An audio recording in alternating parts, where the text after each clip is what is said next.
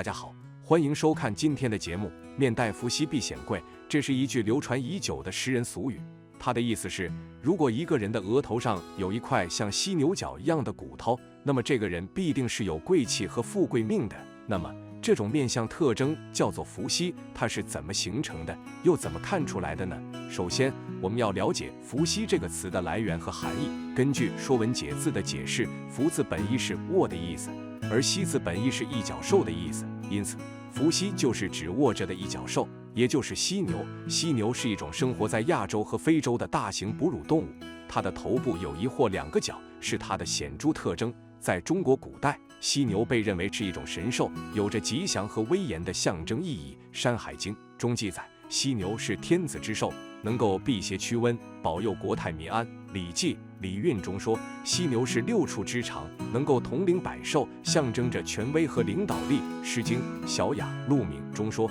犀牛是王者之兽，能够随时应对危险，象征着勇敢和智慧。因此，犀牛在中国古代文化中有着极高的地位和尊崇，被视为贵族和君王的专属之物。那么，伏羲又是怎么和人的面相联系起来的呢？这要从中国古代的相术说起。相术是一种通过观察人的面部或身体的特征来判断一个人的性格、命运、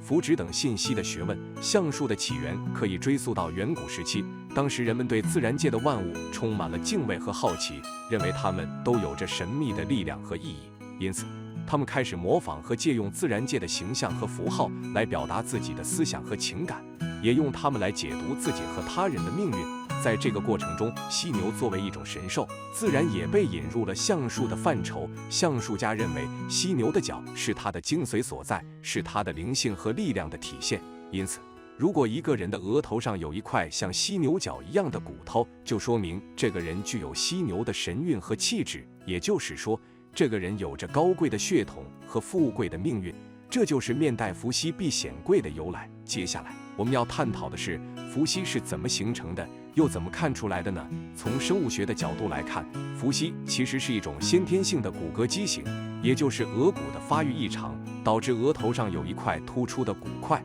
这种情况在医学上被称为额骨隆起症，是一种罕见的遗传性疾病，通常是由于父母双方携带了某些基因突变，导致子女在胚胎发育过程中额骨的生长受到影响，形成了不正常的骨骼结构。这种疾病除了影响外观，还可能引起头痛、视力下降、智力障碍等症状，严重影响患者的生活质量。因此，从现代医学的角度来看，伏羲并不是一种吉祥的面相，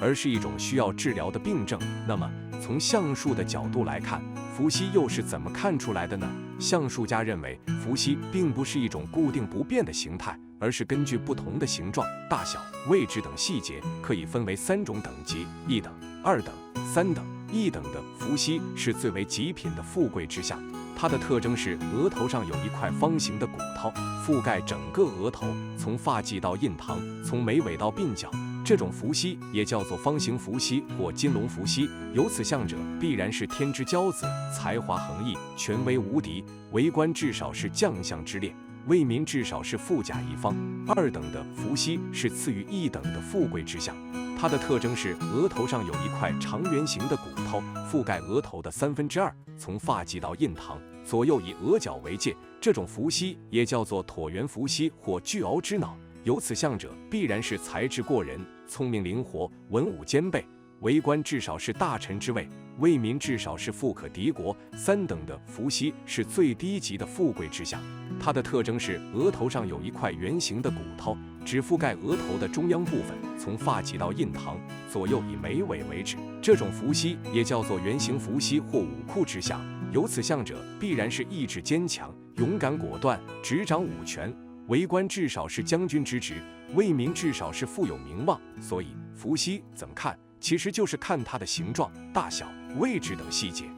从而判断一个人的富贵程度。最后我们要思考的是，伏羲这种相术说法在当今社会还有没有意义和价值呢？从科学的角度来看，伏羲是一种先天性的骨骼畸形，与一个人的命运和贵贱没有必然联系的。第二，一夜暴富志长在哪？下面大佬就来给大家具体说说。一、太阳穴有痣，太阳穴部位在相学中也称为驿马宫，代表着一个人外出时的事业运和工作状况。如果太阳穴部位长得饱满丰隆，气色红润，且长有一颗外形较好、色黑、形圆、个小的极致的话，代表着一个人非常的适合离开家乡去往外地发展。正所谓不动则死，动则生。这种人一般工作运比较出色，行动力非常强，容易发现和把握住很多的机遇，从而获得高额的财富收入。2. 鼻头有痣，鼻子在相学中称为财帛宫，代表着一个人的财运。鼻梁代表正财，鼻头代表偏财。如果一个人的鼻梁挺直，且鼻头饱满有肉，还长有一颗形状非常小，看上去又不太明显的黑痣的话，代表着偏财运非常好。这种人往往有着很强的投资理财天赋，对于金钱的管控能力比较强，很有经商方面的天赋，偏财运非常好，经常会有一些意外之财入账，而且守财能力非常强，善于积累财富，但是感情方面却容易出现变故。3. 迁移宫长痣，迁移宫就是我们的太阳穴的位置，会紧紧地依靠在发际线的位置。若是此处长有极痣，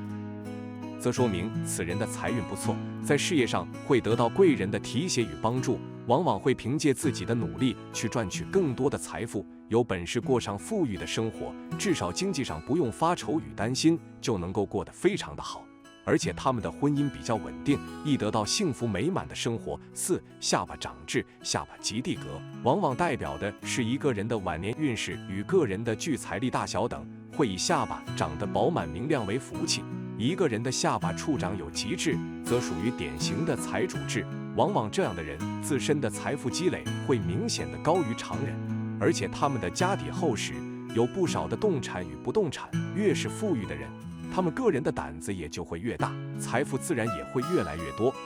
脖子上长痣，脖子上长痣的人有称是富贵痣，这种痣在工作者桑会很有成就，很容易受领导的提拔，背后有靠山，不管做什么都会有贵人指点迷津。这种人一般不爱显摆，属于使那种有钱也不显摆的人，命里被称作是屋里藏金，将来一定会成为一番很大的事业，凭靠着自己的好运气和贵人运，有朝一日定会雄霸一方。宗耀祖的。6. 额头长痣，额头位于上庭的位置，往往代表的是一个人的早年运势发展与先天的智力发育等，会以额头长得饱满明亮为福气。若是此处长有极痣，则说明他们的祖业厚实，家底殷实，往往他们接受的教育也会高于常人，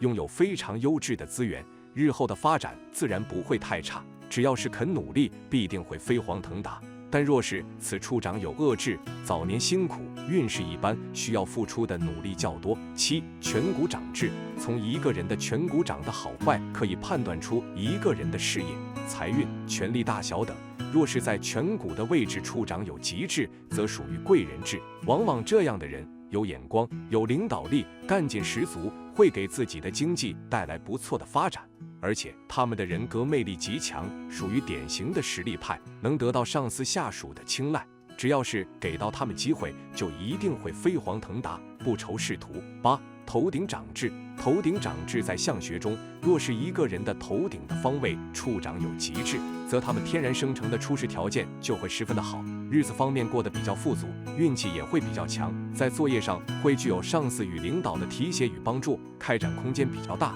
就算是遇到困难，也必定可以做到绝处逢生，必定会遭遇到十分不错的开展，注定终身的福气不浅。好了，今天的分享就到这里，愿您时时心清静，日日是吉祥，期待下次与您的分享。